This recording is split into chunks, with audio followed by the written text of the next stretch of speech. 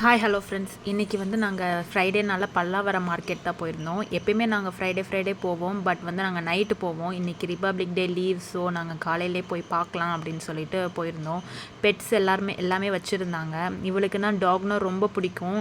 இந்த breed talk ரொம்ப க்யூட்டாக அழகாக இருந்துச்சு. நான் கிட்ட போய் விட்டு அவள் விளையாட ஆரம்பிச்சிட்டா. ஒரே ஹாப்பி. 7,000 சொன்னாங்க ஒரு பெட்டை.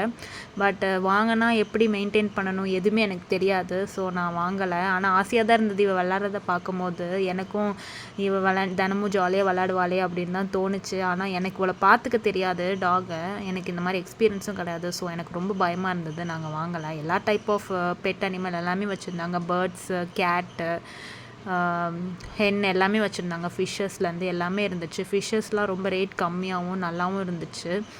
ஆனால் பட் வாங்க எனக்கு பயமாக இருந்தது. ஏதாவது பார்த்துக்க தெரியாது, அதனால பயமாக இருந்தது.